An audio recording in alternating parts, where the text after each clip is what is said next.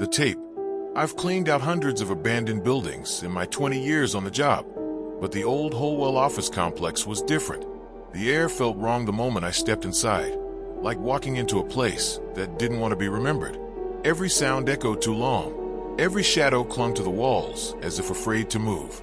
The company shut down in the early 90s, and the place had been left to rot ever since.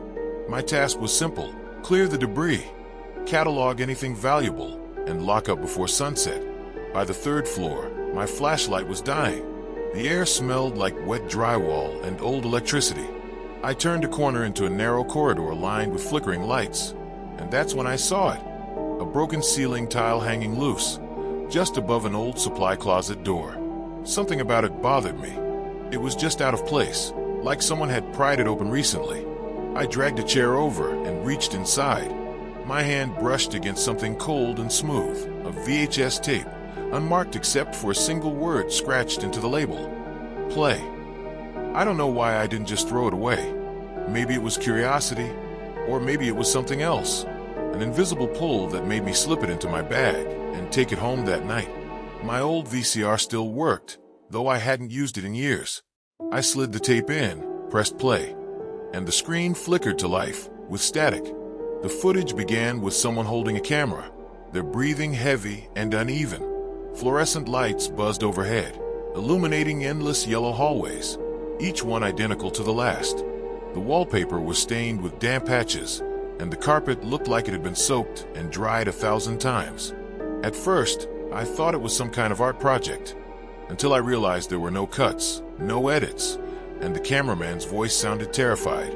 "Is anyone there?" he whispered, his voice trembling. No answer, only the faint hum of the lights.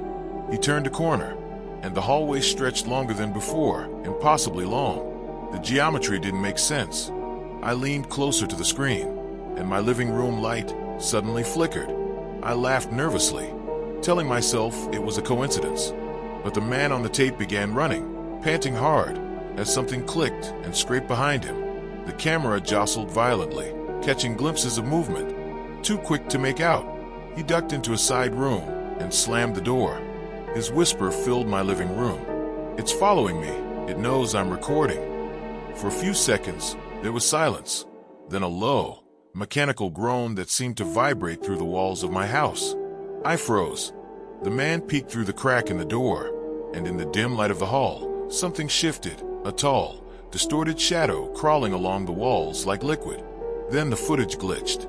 The timestamp jumped forward, September 13th, 2029, a date that hadn't happened yet.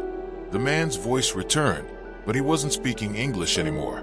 It was as if the words were reversed, mirrored, overlapping themselves. My television began to hum and sync with the sound, growing louder until I had to mute it. When I looked back at the screen, the man was gone. The camera lay on the floor, tilted slightly upward, showing the ceiling. The lights flickered, and then, just barely visible, a pale hand reached into the frame, picked up the camera, and turned it toward the lens, revealing a reflection of another hallway, one that looked exactly like the one in the video, but cleaner, newer, as if the recording had been made inside itself. The tape ended abruptly, static hissing like distant whispers. That night, I couldn't sleep. The hum of my refrigerator sounded like those lights. Every time I closed my eyes, I saw those yellow walls stretching forever. Around 3 a.m., I heard something shift in the hallway outside my room, like a soft dragging sound. My VCR had turned itself on, the word play flashing across the screen. I reached to unplug it, but stopped, because on the static-filled screen, I could see the janitor's closet from the Holwell building, my flashlight still sitting on the shelf. The camera was inside the building again, and this time, the door was open, inside the static. The next morning, I told myself it had all been a dream. Maybe I'd fallen asleep with the TV on. Maybe my mind had filled in the rest. But when I walked into my living room, the VCR was still running, even though the tape had finished hours ago. The word play blinked faintly on the screen, as if waiting for me to press it again. I shouldn't have, but curiosity is a kind of poison, isn't it? I pressed play. The footage picked up where it had left off. The camera was inside the janitor's closet, my flashlight still glowing faintly on the shelf, just as I'd seen it in the static the night before. The perspective shifted slowly, turning toward the open door. The same endless yellow hallway waited beyond, humming softly like a living thing. And then, something new, a reflection. The camera panned past a dusty mirror, and for half a second, I saw myself staring back. My same work uniform, my same name tag, only older. My reflection blinked a fraction too late. My chest tightened. This couldn't be real. I ejected the tape and turned off the TV, but the buzzing didn't stop. It was faint at first, coming from somewhere behind the walls. I checked every outlet, every socket, but the sound only grew stronger, a steady hum, like fluorescent lights flickering just beyond hearing range. I decided to go back to the Holwell building. I needed to see that closet again, to prove to myself it was just a coincidence. The building looked worse than before. The sunlight couldn't reach inside. It just pooled uselessly at the doorway. The smell of mildew and dust clung to everything. My footsteps echoed as if the rooms were larger than they should have been. When I reached the closet, my flashlight was still there, but the ceiling tile I'd found the tape and was sealed shut, perfectly replaced. I stood there, staring up at it, when my phone buzzed in my pocket. Unknown number. I answered. Static. And then, my own voice, whispering through the line. Don't let it record you. The call ended. I don't remember dropping my phone, but I remember the crash when it hit the floor. The sound echoed longer than it should have. When I looked up, the walls had changed color, the pale yellow from the tape, bleeding through the real paint like rot. The air thickened, the hum deepening into a low vibration that made my teeth ache. I ran for the exit, but the hallway stretched on and on. Every door led to another version of the same corridor.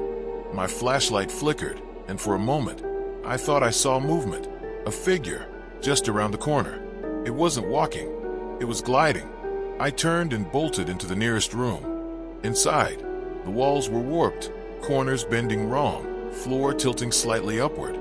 The sound of breathing echoed, but it wasn't mine. The light overhead flickered, revealing a shadow moving along the ceiling, crawling toward me. I aimed my flashlight up and saw the cameraman from the tape, eyes hollow, face pale as chalk. His lips were moving, but no sound came out. Then slowly, he raised his hand and pointed at the VHS recorder slung over his shoulder. The lens was aimed at me. I shouted, the sound swallowed by static. The floor cracked beneath my feet, and I fell, not down but sideways, as the world folded into noise and light.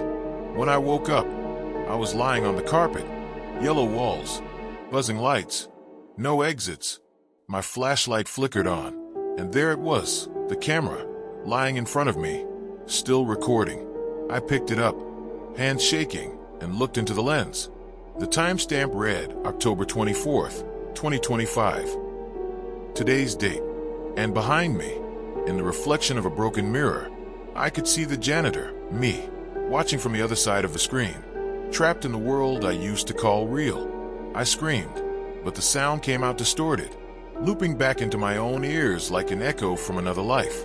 The tape began to end, static flooding every corner of the room. As the camera slipped from my hands, the world started collapsing into pixels, humming, flickering, dissolving into the infinite. The last thing I saw before everything went black was a new label appearing on the VHS tape, written in fresh scratches. Found footage number 2, play.